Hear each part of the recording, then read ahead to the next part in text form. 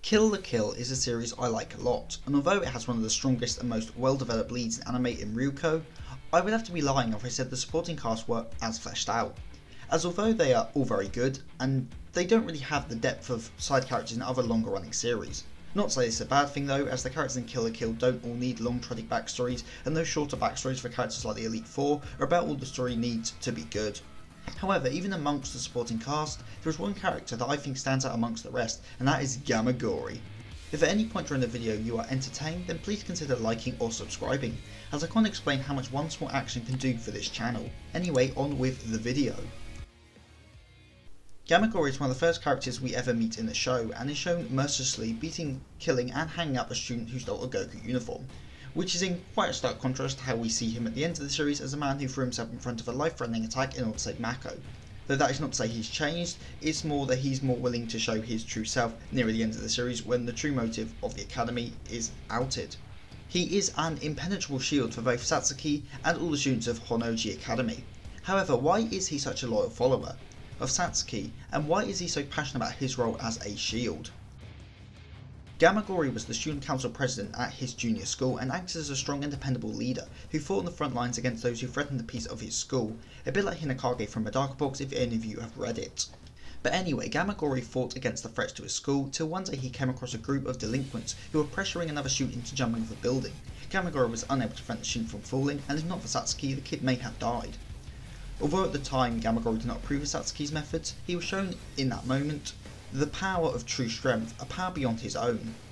The delinquents, due to their positions in society, were out of his reach, and even as student president, he could not punish them. His lack of ability to punish them and Satsuki's ability to punish them showed him his place in the pecking order, but he wasn't going to stand down as he saw her as a threat to his school and his resolve would not give up. Even after losing to her in combat though, he would not kneel, using her in scabbard to prop up his body, and in fact tried to commit seppuku. Impressed by Gamagori's resolve, Satsuki welcomed him to stand by her side, and later on appointed him as the head of the disciplinary committee and as her shield.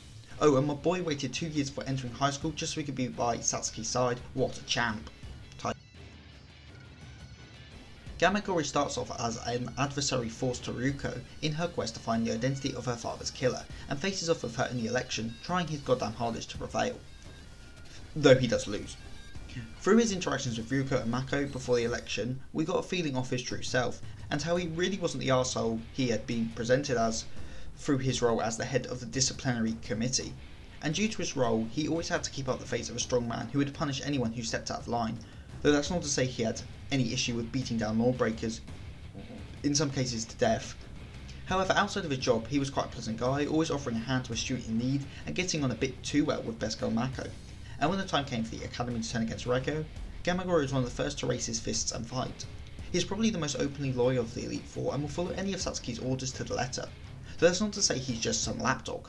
Gamagori holds the utmost respect for Satsuki and wouldn't serve her so obediently if he didn't understand her goals and ideals.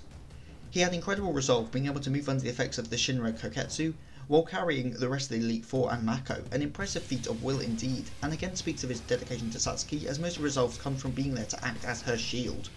As a disciplinary officer, his job was to punish those who break the rules and were threats to the academy, so when Rego tried to encase the world in clothes, he had no choice than to stop her, a person who was endangering the safety of the academy students and the entire world.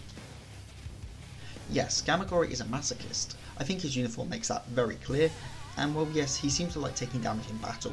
And although this gag doesn't really play into his character that well, I guess it could represent his willingness to take damage as a shield for others, and by enjoying the pain he takes pride in his role as a shield, but I don't really know, and this could all be me thinking too hard into things when this could just be a simple gag for his character. Gamagori's death was sad, and as said before, he threw his body in front of Mako's to protect her. He was the shield of the academy and she was a student, so it was only natural, it was a fitting and noble death for such a character.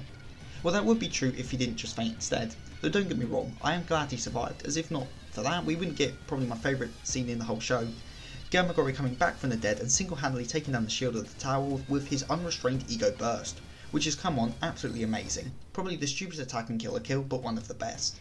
And also a bit of quick trivia, the reason Gamagori's size changes all the time is a reference to how toads puff up their chests to look bigger, and it's also the reason why the kanji for Gamma in his name means toad. So yeah, as I said at the beginning of the video, the characters in Kill la Kill aren't overly complex or fleshed out, but do the job of being entertaining and adding to the story and its narrative. Gamagori is a masochist who is loyal to his queen and will act as a human shield for the weak. He isn't a perfect character by any means, but he still is my second favourite character in Kill la Kill, behind Ryuko, and deserves all the love he gets in the community. If you have any opinions on Gamagori or Kill la Kill, then tell me in the comment section below, and if you have a suggestion for a future video, then again the comment section is below. Also, don't forget to check out my Twitter at SethTheS for channel updates and just general chatter, or my Instagram at SethTheSin_cosplay to see my cosplays or random anime merchandise, which I do like to show off.